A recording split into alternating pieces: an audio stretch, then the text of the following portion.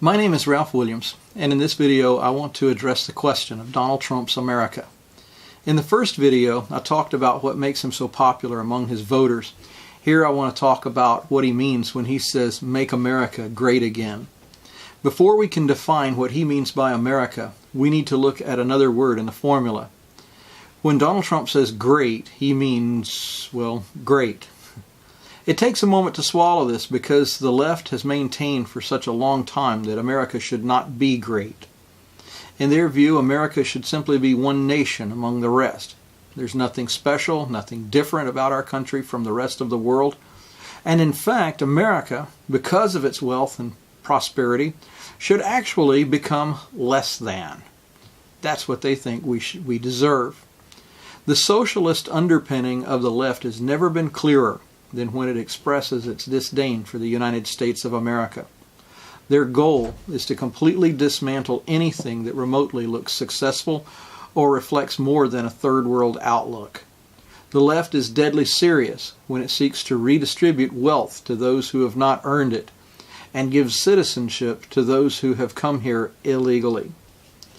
Citizenship and the right to own property are two hallmarks of legitimacy. By bestowing both of these on those who are illegitimate, the left believes that it can exact revenge on those who have worked to earn what they have and who just don't feel compelled for one reason or another to just hand it over. The left stands opposed to greatness because its ultimate goal is equal outcome, which is another word for mediocrity. The word greatness does not exist in the left's vocabulary, or if it does, it exists as something to be hated. The premise of the left's Marxist thinking is that all are equal and therefore none is greater. The flaw in this way of thinking is that ultimately it eliminates all competition from the human equation, even competition with myself. Competition, to the left, is like economic potty training. Struggle to produce, and the result is flushed down the proverbial toilet. But as an adult, we come to understand that nobody values excrement. We even call it waste. So in the adult world, if my production is nothing more than waste, well then why bother? And so greatness gives way to good enough, or mediocrity, which will give way to apathy. And the only way to motivate a person at that point is by means of a totalitarian government that by necessity is merciless in its efforts to force production. Greatness, by contrast, praises the individual for striving, for producing, for making something better.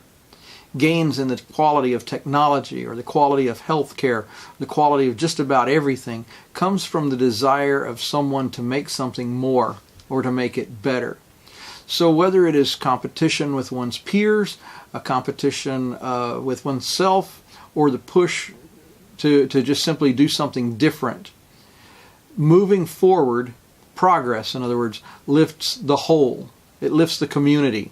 And in so doing, it becomes a continual act of betterment, not just for me, but for everyone around me. Greatness creates greatness. Soren Kierkegaard was right. Everyone shall be remembered, but each became great in proportion to his expectation. And greatness is not limited to one segment of society. I know that I will never play basketball like Michael Jordan. I'll never own a golf course like Donald Trump. But there are things that I have done that neither of them will ever do. The pie is plenty big enough, and each person can become great at something. And the beauty of it is that there's more than one pie. Opportunity in this country does not run out. There are new markets waiting to be discovered. There are new technologies waiting to be invented. And if history has shown us anything at all, it is that success does not favor anyone in particular. One of my favorite inventions of all time is the Post-it note, a product based on a weak adhesive. Ironically, it was discovered in a search for a stronger adhesive, which means that by the standards of its inventor, it was a complete failure. Nothing else to do with it but put it on the back of some scrap sheets of paper so they could hang on the wall for instant availability. In the presence of greatness, failure becomes an opportunity for redemption. In the presence of mediocrity, failure becomes an opportunity to never rise above itself. Failure is only failure when it doesn't rise above mediocrity.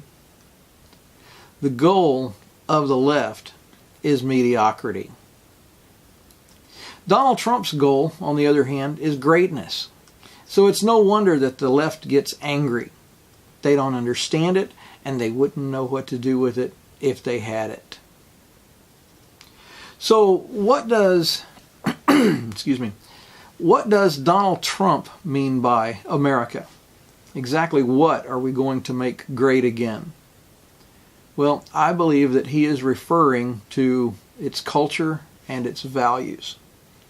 Ultimately, these are the things that the left has to overcome, in fact, completely destroy, before its mission is complete. Actually, destruction of these two things are its mission. It's not something that stands in the way of it. The culture of the left is to be found in its identity politics and its desire for equal outcome. It is a culture of jealousy and suspicion. It cannot believe anything good about people, although it claims to believe the best about humanity. Ironically, it is a culture that claims that humanity, via Darwinian evolution, is evolving towards something even better, and yet it hates the humans that comprise the human race.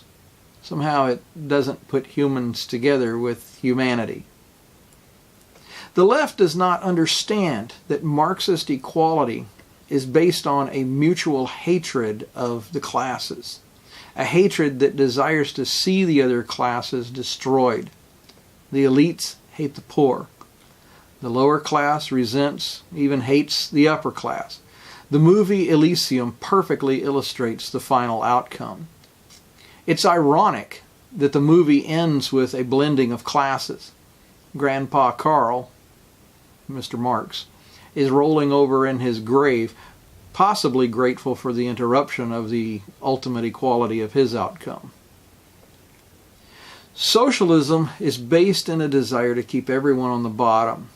Communism keeps the ones who might have escaped socialism on the bottom as well.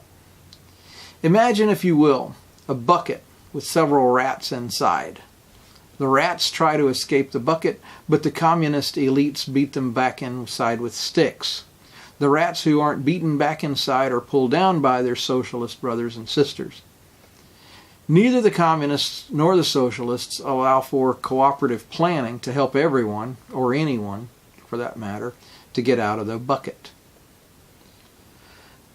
Incidentally, put this in parentheses, but incidentally, this also describes the difference between a hand up and a handout.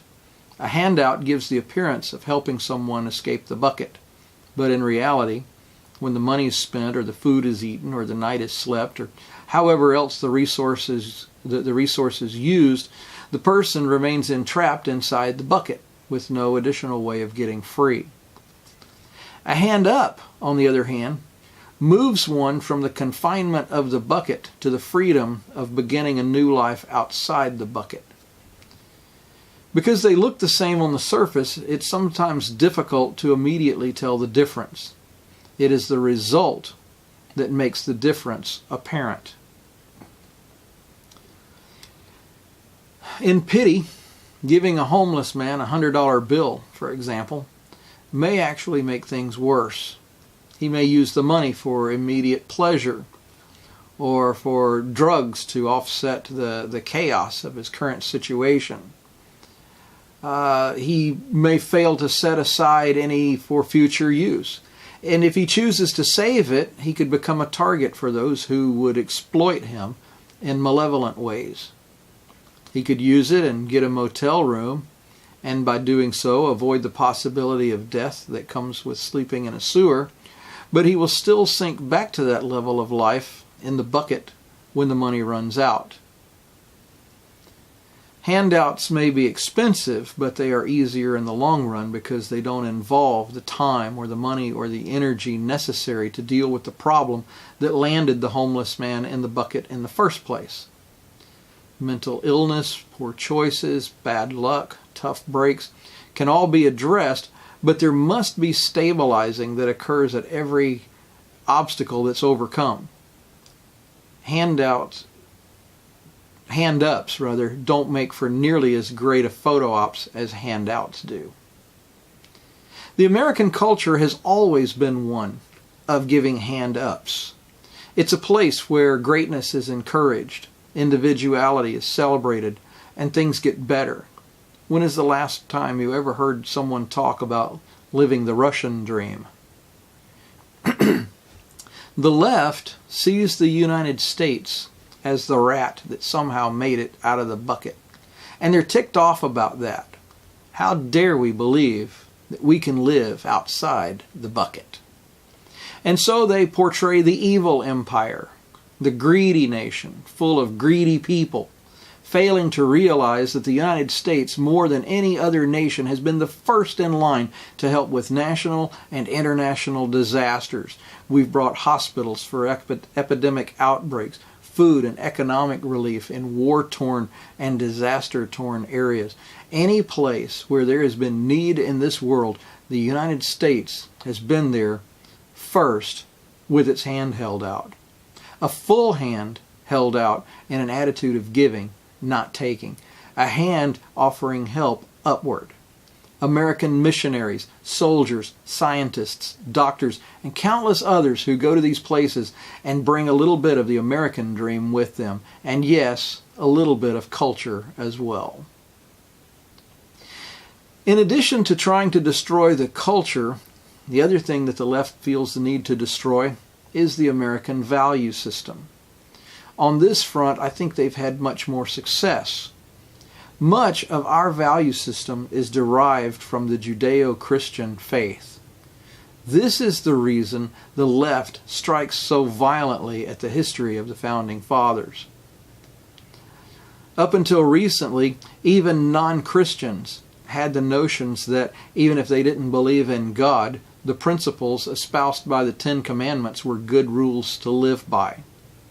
I mean, not killing, not stealing, living contentedly without coveting, not bearing false witness against someone else. In other words, not lying. Living like this couldn't hurt anything and just might even make living in community better. But to the left, the Ten Commandments were an admission that God has won. And keep in mind, Karl Marx hated God. Religion, the opioid of the masses, was useful only insofar as it kept the masses under control. Would that his successor and student Joseph Stalin have realized this instead of trying to exterminate religion from Russia. Even Saul Alinsky, in his book Rules for Radicals, made the dedication to Lucifer. In other words, the battle is at its bedrock level. The battle at its bedrock level is spiritual, and ultimately the target is God Himself. Christianity and the values that go along with it are the target of the left's war on America. They seethe with the notion that America is somehow a Christian nation. And so the family, marriage, child rearing, community life together, these are the heart of the battle. Every move the left has made has been centered on one of these. Feminism, abortion, racism, these have all been tools of the left designed to tear the fabric of American culture and values. The sad tragedy is that those embroiled in the controversy don't realize the true insidious nature of the war being waged.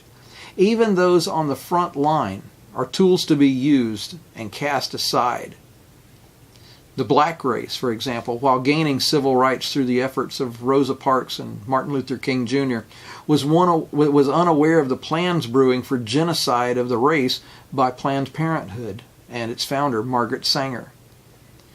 Since the 1973 Roe v. Wade decision, more than 19 million black babies have been aborted, which is more than 4 times that of whites. In 2014, 36% of abortions were performed on blacks, despite the fact that only 13.3% of the entire U.S. population is black. Women who were told that staying at home and having a family was subjugation and imprisonment, or worse, have sacrificed meaningful relationships and careers in a confusion over what women's rights actually are. I think it's telling that the feminist movement saves its most vicious attacks to use against, believe it or not, women of success, women whom it should be celebrating. The gay movement, offering little more than arguments for gay marriage, was not enough to overthrow family values. The movement had to be widened to include transgenders, bisexuals, transsexuals, and whatever other flavor of the day it could generate for its alphabet soup acronym. Ironically, the third letter in the acronym is still B for bi, meaning two, as in male and female, which is a far cry from the 70-something and growing number of different pronouns that its confused and disoriented members keep advocating. The left, in its desire to keep pressing the attack, casts off the ones who hinder what it regards as progress. These are people that formerly might have been from its own ranks. Kanye West, for example, is no longer welcomed by blacks. Sarah Huckabee Sanders, an empowered woman, if there ever was one, is decried by the left because she is not useful to its agenda. Even Maxine Waters, who is female and black, is finding herself alone these days as the left moves around her and beyond her because to them her voice no longer lends itself to their purpose. Never mind the fact that she's not on the fringe. She is squarely what the movement stands for. The real tragedy comes when those whose lives are touched by catastrophe find themselves used as a political tool in a way other than what they had wanted. The victims of the Pulse nightclub shooting in Orlando came to be seen in an argument over Second Amendment gun rights instead of victims of a violent hate crime lashing out at their homosexuality. The real irony is in what the left views as wins. Women have gone from bra burning to breast enhancement, and blacks have now self-imposed segregation upon themselves with things like black-only graduations at Harvard. Did anybody ever see that coming back in the 1960s? The real concern is what will remain if the left wins. Through abortion, murder has been downgraded to a choice, and killing to an unfortunate collateral damage. Through the unemployment and welfare systems, redistribution of wealth has brought about multiple generations of people who have become content to live off the hard work and resources of others. Thou shalt not murder and thou shalt not steal have effectively been repealed by the left as they follow their radical leader Lucifer in his attempts to return back to God's kingdom and take it over. American culture and American values are at the heart of the attack from the left. And so long as one single candle burns in the darkness squirms in discomfort, eager for the light to be extinguished. This is the America that Donald Trump wants to make great again.